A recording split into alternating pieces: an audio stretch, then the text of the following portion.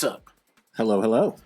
What's going on? Back in the Tucker and the Beard studios. I was like back in the saddle, back, I don't know. In our subterranean headquarters. I know, it's all secretive. Deep underneath the heart of Prescott, Arizona. I think we should get like some big bouncer dude that's like, it's like a speakeasy. You know, right? It's like a little sliding metal door. We'll just turn the door to our studio into a bookshelf. Yeah. Make it look cool. Yeah. Some secret passage. Welcome back to the show, everybody. Yes, welcome. Thanks for hanging in another week. And yeah, just thank you guys so much for the continued support. We're super excited to do what we do, and we couldn't do it without you. So thank you guys so much for liking, commenting, subscribing. We could definitely, again, we're gonna reach out to the army here, yes, and just ask you to go to iTunes or wherever you listen to podcasts and rate and review the podcast. It really helps us get in front of more people. So if y'all could do that for us, we would greatly appreciate it. Doesn't take a whole lot, but just a couple minutes, and if you could do that, that helps us out. It's really been, catching on and everything, and we've been so appreciative and really, enjoying the support. But yeah, it takes off a little bit more. Yeah, like I said, we're excited to be doing what we're doing, and we Yes. couldn't do it without your guys' help. So thank you. Yes, thank you again. Thank All right. So, yeah, here's some things that happened. we got some things. The new Black Widow trailer. I know that just, And I say new, but what I mean is the first Black Widow trailer. there's been a lot of things. This has been a long time coming. So it actually there was a teaser thing yesterday, I think, saying that it was gonna actually come out today. Yeah. We got a few different trailers that are gonna be popping out this week, but this one, this was kind of a little teaser to it. I'm super excited about it. I was just talking to you. There's a little bit of not weirdness in reactions of my family when we watched it. Well, a lot of times, we're used to character development in the Right. MCU. Right. We're going back. In case you don't know, Spoiler alert. Black Widow didn't make it through Endgame. Yeah, and I think that's kind of the weird thing. So it's hard. Yeah, I was kind of gauging my family's reaction because I was like, hey, this is...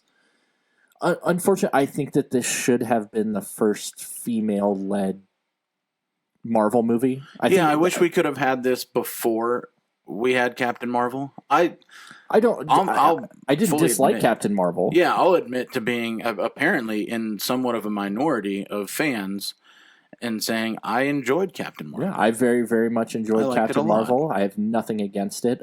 I just wish this movie would have come out first, in the chronological order, because it's supposed to be after Winter Soldier and what happens to her character after Winter Soldier, which is super cool. But a lot of the characters that we've kind of said goodbye to after Endgame, right? They kind of have to come back. Right. They're still a thing. So it's kind of like, hey, we punched you in the gut. We dropped you for a little bit. We made you really, really sad. Yeah. This is kind of got to bring those back and be like, hey, remember that character you said that went away? Here they are. Here they are. So, but I'm excited. It looks really good. It does. I'm excited for it. Again, I wish it would have come out sooner. Yeah. That's my only criticism. Also, I have to ask myself. Myself. Hey, self. No, but so the moment that we're referring to in Endgame was challenging. Mm-hmm. It was difficult to experience. Yeah, it was a gut-wrenching moment. Yeah, emotionally draining. So it's kind we said goodbye. I'm gonna be that guy, and if I had to choose between Hawkeye and Black Widow, I think I know who I would have chosen, and the story writers didn't choose the same as I would have chosen. Yeah, and I think it's kind of I think it would have been a cool sacrifice on his end. Yeah. Because to get his family back, but I get it because he had the family. She didn't, but now she does. From the trailer, she kind of does have a family. Yeah. So I don't know. But Hawkeye's going to be doing the Disney Plus show. Yeah, so we'll see kind of some of his, I think, which backstory. I still want it to be like a family sitcom because it's just him with his family now. He's just living the good life in the suburbs. They're like, oh my god, it's like a Family Matters, but it's just the Hawkeye family. Yeah, the intros are just posing. Like old TGIF style. So if Hawkeye's family is the Winslows, who would be their Steve Urkel? Ooh. Because Family Matters without Steve Urkel, right? So we got to lasted one season. Yeah, we got to think some weird, obscure Marvel Loki. Loki could be because he's mischievous, right? He causes trouble. Yeah, but see, Steve Urkel always meant well. That's true. Loki is kind of a schmuck. Like, it's got to be like, hey, I'm looking at our poster over here to see if I can pick out somebody who would be the Steve Urkel. I don't even know. Even, you know what, Rocket? Rocket might be a good comic relief. Right. You know, get on it. Seriously, just be like some really goofy, obscure. Or even, I mean, Peter Parker is kind of clumsy.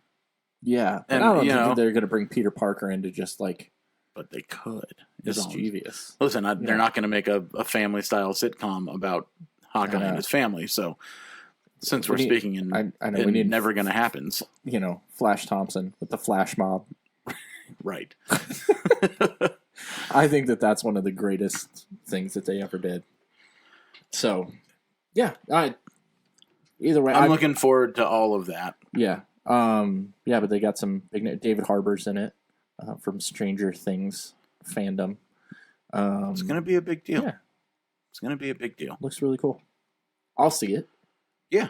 My family's like, like, she died. Yeah, we kind of said it. And I'm like, stop it right now. First of all, just because someone dies doesn't mean you don't go to their funeral and tell them nice stories about them. Wow. This is like a wake. Right. If they started out that way, that'd be really cool. I'd just be like, hey, let me tell you a story. Here's the real story about a girl named Natasha. So, seen any good movies this week? I've seen a couple different movies. The only one that I can think of is the one that we're reviewing today. Okay. But I've been hard into some Netflix and some Disney Plus. Okay. But yeah. Different stories. I'm still fully. Did you finish it? Hooked on. Yes, I did finish the movie. Thank you very much. It took a while, not because it wasn't good, but because it was. Yeah. So it was like, and I've got my when notes. Martin Scorsese said not nice things about Marvel movies. It was hard. It was hard to push past that. And so I had to suspend that, but he was also like, and also I'm going to take their biggest movie. I'm going to make mine 28 minutes longer. I know, and that's one of my notes. So yeah, our review... It took a couple of sessions for me because I'm a busy guy and I rarely have time. Listen, speaking of Endgame, I have not watched it. I haven't since it's been available for home viewing. Yeah, I own it. I have Disney Plus. Well, I was like, I own it. And I have it on Disney Plus. Yeah. And I've still not sat down and watched it since. Yeah, it's 3 friggin' hours. It's a lot of time to devote. And I already devoted 6 hours to it while it was in theaters. Right. So, to those not aware of what movie we're reviewing this week, we streamed the new Netflix movie, The Irishman, the Martin Scorsese. Which I will say, I'll jump out ahead of our full review because I actually saw a movie this week that I enjoyed more, and for a different, just in a completely different way, and for a completely different reason. Okay, but it's the best straight to Netflix movie I've seen so far. Okay, I thought you were going to talk about a different one that you watched. No. I'm saying in reference before we jump fully into going into The Irishman and everything that it is. I will say that it's the best straight to Netflix movie that there's been. Okay. In my opinion. The Irishman? Yeah. Okay, I thought you were talking about a different one. No, I went with... So we had... Black Friday was crazy in my household. I took it off this year. Oh, no. We did no shopping. It had nothing to do with shopping. It was just... activities. I worked in retail for almost 15 years. Right. I don't Black Friday. Right. There is... First of all, spoiler alert for everybody out there. That TV that goes on sale for Black Friday, it goes for sale in the same price in like July. Right. So, all that being said, I don't Black Friday because, well, I had to do it. Oh, and same here. Like hard. I had to be in my stores at 5 a.m. or earlier on the day after Thanksgiving, so I just don't participate anymore. Yeah. So we just had a really fun family day. It had snowed the whole night before, and there was a lot of snow around. So we spent the morning with cousins and uncles and aunts, and we all went and did some sledding. And this is right after the sledding is where things went a little sideways. I started telling you this story, and then we got busy doing other stuff. I know, so I told you I was going to save it for the podcast. We've had one of those weeks where you and I have been in the middle of conversations and had to stop and just go do other things. And just be like, and I have felt bad for days because... Well, I told you, I was like, don't worry about it. Save it for the show. Well, I was going to say, because I called you that night, and I go, You did. And I was like, I'm sorry. Like, I just now thought of the fact of you were in the middle of a story. Well, in all fairness, I was at the very beginning of the story. I know, and it was not for a stupid reason that I had to go. Yeah, no. Hey, I got to go. Sometimes we get busy. I was like, I got to... Other things take precedence over menial conversations. No. So yeah, we started off the day. We went sledding with the family. Mm-hmm. Had a great time. Snowballs were thrown. Videos were taken. Check out my Instagram. I did a little some slow motion stuff, and it was fun. Yeah. I seen it. And then, so we're over at my uncle's house, and I set down my car keys. Mm-hmm. Not a big deal, usually. Okay, I was like... And then the decision is made, let's go to the movies. Right. Great. Okay. Where's my car keys? Fantastic. We cannot find the car keys. And when we went back to my uncle's house, I was literally in 2 different chairs and the kitchen, helping the kids make some lunch. Those 3 areas. I was in 2 different chairs in the same room and in the kitchen. Right. That's it. 1, 2, 3. Right. There is not a lot of places these keys can be. Right. And it's in none of them. Fantastic. So we're scrambling, but we've already bought our movie tickets. So we all pile into other people's cars and we go to the movies. And we figure, we decide after the movie, I'm going to go, because we were at my other uncle's house the night before for Thanksgiving dinner. Right. And the weather turned real bad. So I left my car at my uncle's house and drove my wife and the kids home in her van. Okay. So I was like, fortunately, we have a car here in town. I will just, after the movie, go home, get our spare set of keys, come back, we can go home. Good, great, grand, wonderful. But it's still bothering me that we can't find these keys. You still haven't found them? Oh, no. Oh, I thought I was like... No, we have them now. We have them at this moment. Right. Because here's what happened. Okay. One of my cousins thought she was being helpful. And my aunt had left she had like a denim jacket that she had been wearing, and she was holding one of my little baby cousins. Mm-hmm. And it had like rhinestones and things on there, and she didn't want the baby cutting her face on the whatever. So she puts the jacket down and just happens to put it right next to my keys. Okay. So my and I should preface this, like there's 40 people in this group. Right. So My other cousin... You do not have a small family. I do not. My other cousin, thinking she was being helpful, sees a set of keys and a jacket sitting right next to each other, decides, I'll just put those keys. They obviously fell out of that jacket. Right, of course. Being helpful. So, and all the while, one of my other uncles had left to go back out of town, and they drive a very similar vehicle to ours, and we're thinking, oh, maybe they grabbed them. Right. Maybe they just got swept away and put into somebody's snow gear. I mean, because they're not in the house anymore. Right. We're convinced of that. And so my aunt, who was visiting from Utah, took the jacket back to the aunt's home to whom the jacket belonged. Wow. And as I'm coming back from my house with the spare keys, I get a call saying, hey, we found the keys.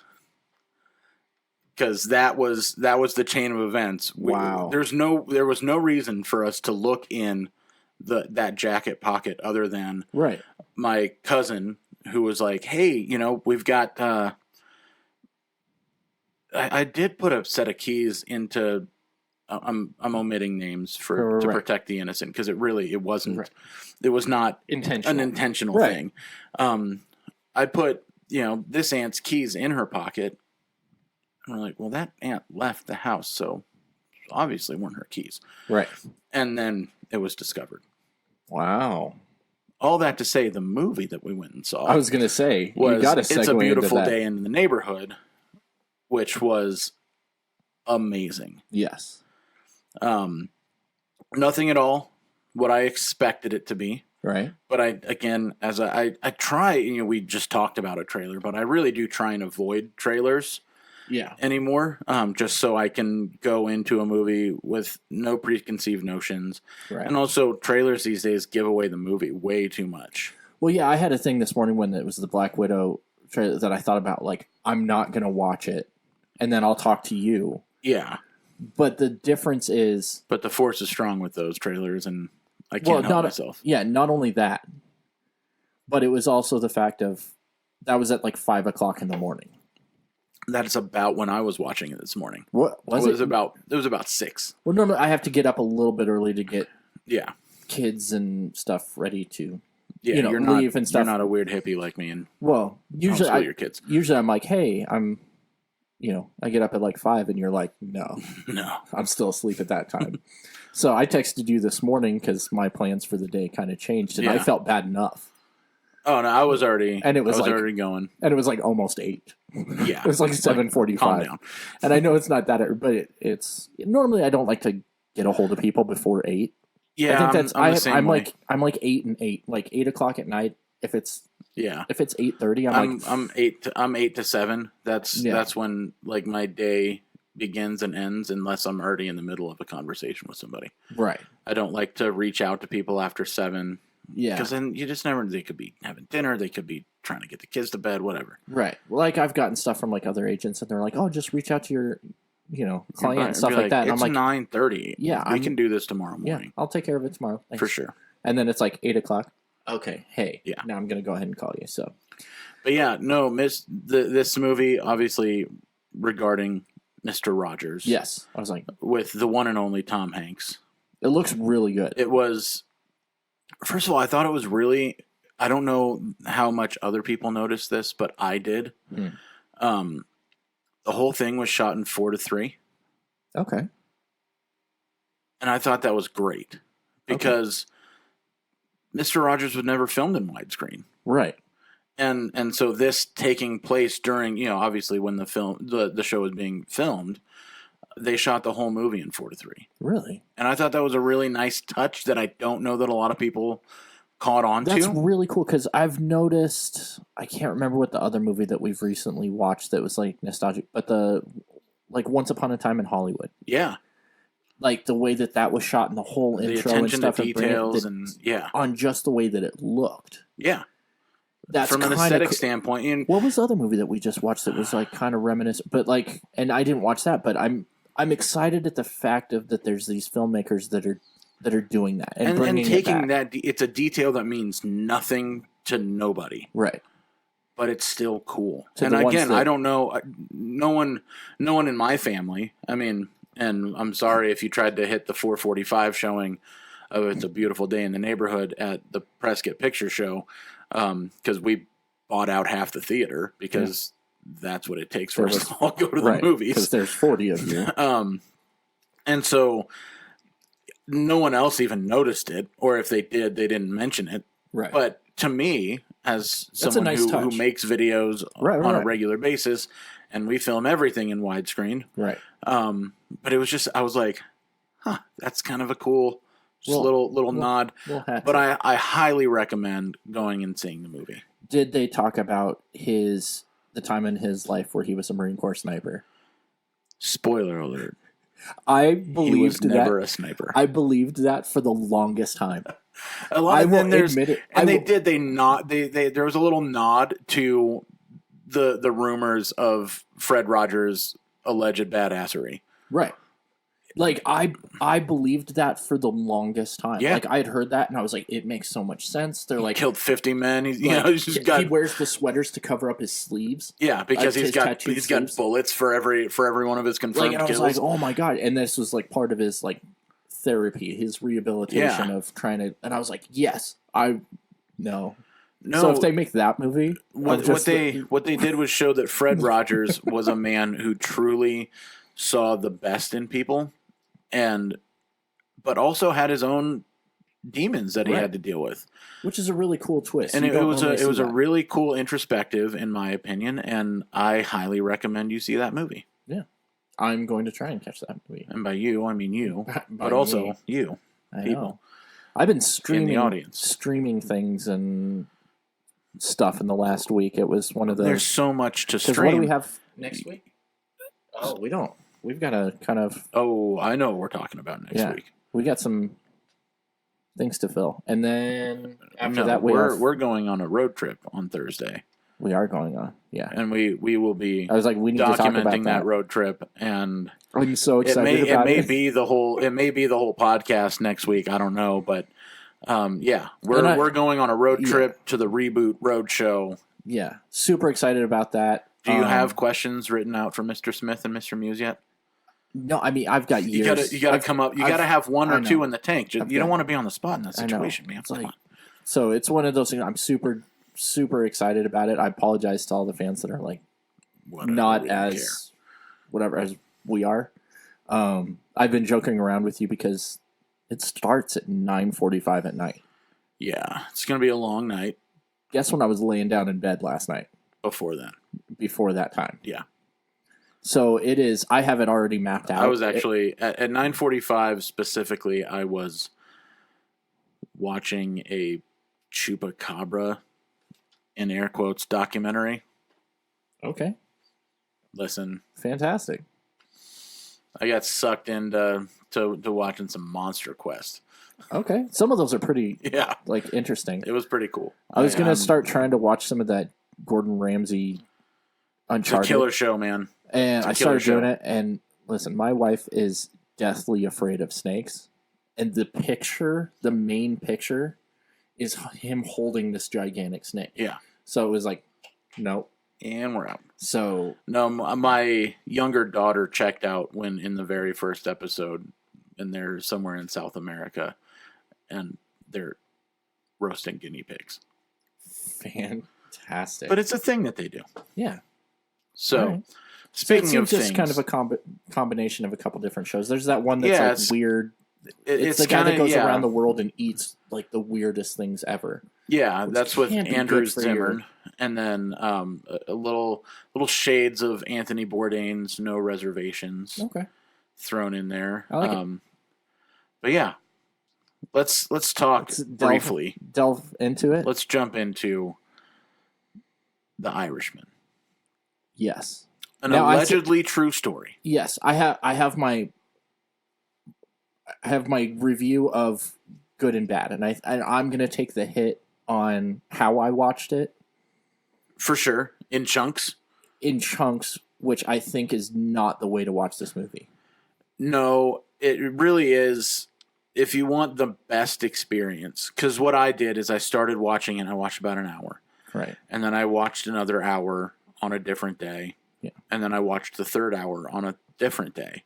But then I did go back through and watch it all in one shot. Did you? Okay. Yeah. And that's what I'm feeling that I need to do is watch it all in one shot because I got lost in the mud. A lot. And there's a lot of back and forth. There's a lot of now and then.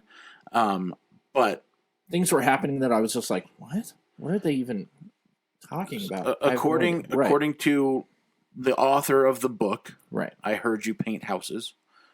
Which, hold on, I got to back up real quick on this thing because I had started watching this movie, unbeknownst to me. I didn't know that you had not started watching it, so I sent you a random text of, "Hey, have you painted the house yet?" And I'm like, "Do you paint houses or something like that?" Yeah, and I'm just like, "You must be sending this to the wrong person." Which is so like me to just like I think that I'm so hilarious at times, and I'm like, "This is going to be funny," and it falls flat. It fell flat because I hadn't seen the movie. Nor did I realize that the movie was based on a book of that title. Right. Until after watching it. Right. It's about Jimmy Hoffa. Well, so essentially, Jimmy Hoffa is a big part of it. Jimmy Hoffa is a huge part of it. Yeah. And so if you look up historically of who Jimmy Hoffa is and that he just disappeared one day. Yeah. Like, it is still not solved. No. And hasn't been for... when did it happen? 80? Was it in the 80s? Late 70s, late 80s. Okay. So it's been an unsolved crime for 40-something years. And it's kind of a single point of view of the rise and fall of Jimmy Hoffa. Right. From the point of view of Frank Sheeran. Right. And who was a friend and kind of the longtime bodyguard of Jimmy Hoffa.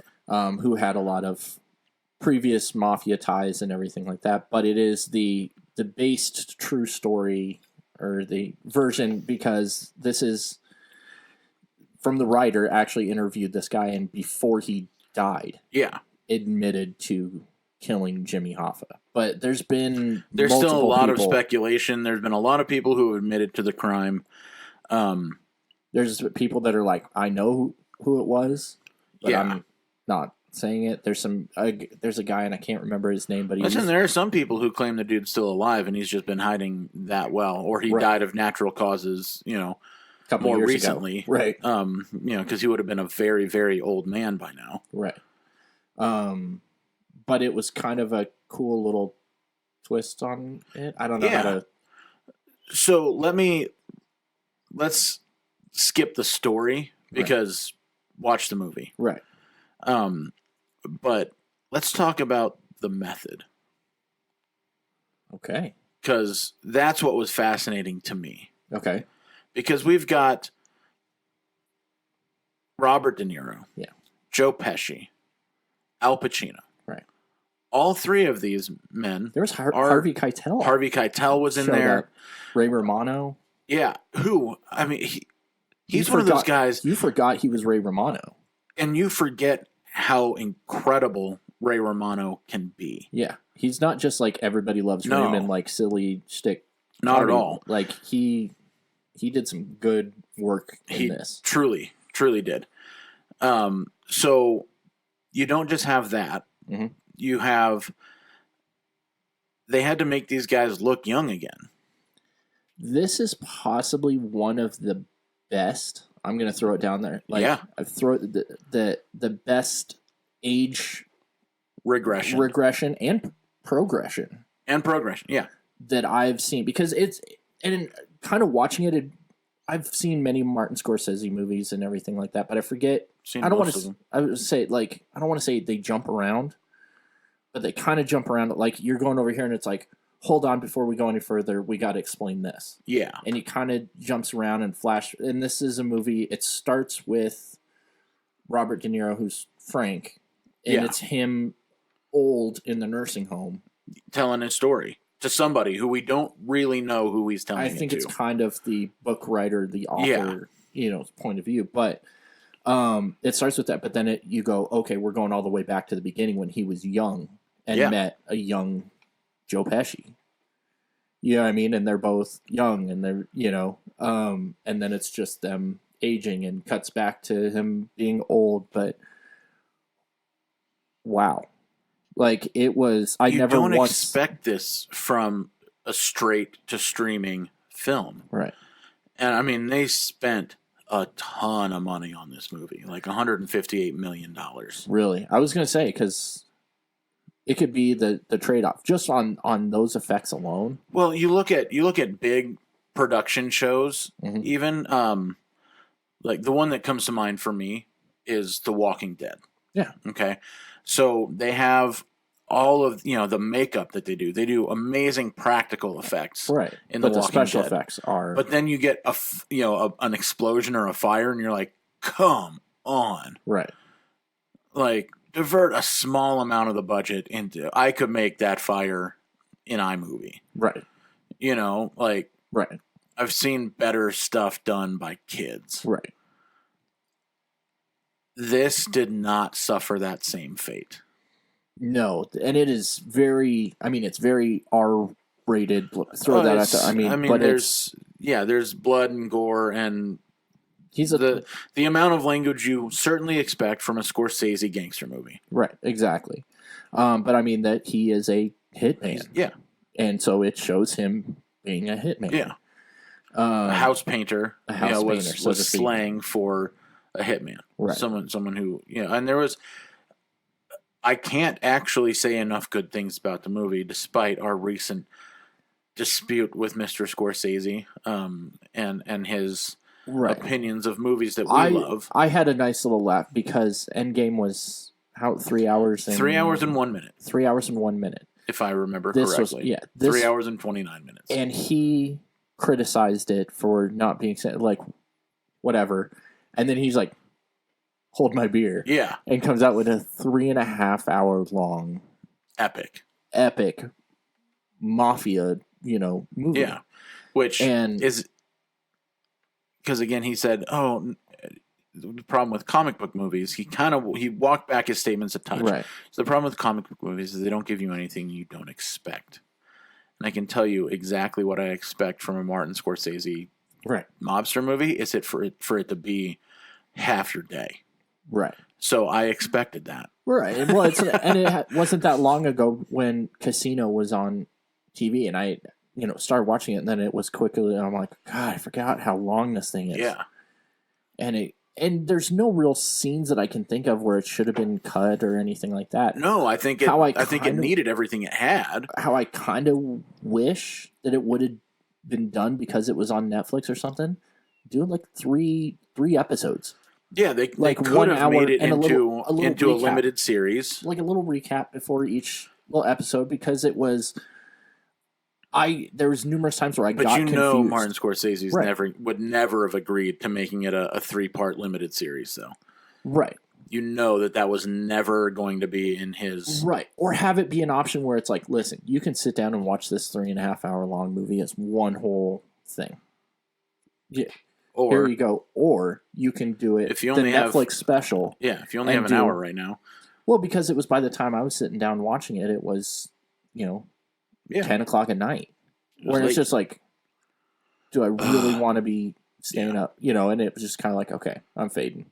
All right. And it took me a few days to get through it. I do recommend spending the time to get through it in one shot. It is a better movie that way. And that's why I'm trying to be fair to it, because of the fact of the way I watched it. I think I lost things in there where it was like, oh, hey, I got to start this up, For sure. And then it's like, wait, I forgot he talked to this guy and whatever. So camera might not be rolling. Okay. Who knows? I don't know. I'm not seeing anything anything over there. Yeah. So what's up, podcast? You might just be seeing, if you're watching this video, you might just be seeing our logo in the background, which is a fantastic logo, by the way. It really is. I like it a lot. Anyway, so, we do have to run because I'm excited. We're going to go meet with the winners of our small business Saturday drawing that we had. So we're heading over to Hard Ass Customs. Yeah. Thank you to everybody that helped out with that. Surprise, I'm going to be reaching out to a lot of the businesses that were nominated. Yeah. So it's kind of a second place prize, but really I don't think that there's any second place in this. No, we're super excited to be meeting with all of these folks. Yeah. And also, you guys, if you had been watching, again, the camera may not be rolling anymore. I don't know. But if you noticed the beanie that I was wearing earlier, yeah, that one is courtesy of our friends over at the Family Grind. I know. I haven't gotten mine yet. They're not a sponsor, but they're cool people who make a mean cup of coffee. Oh, they make a fantastic cup of coffee. So anyway, all that being said, we got to get to a meeting. Watch The Irishman. Watch It's a Beautiful Day in the Neighborhood. And be excited for Black Widow when it comes out next May. Yes. There you go. Until next time, he's Tucker. He's Beard. And we are out.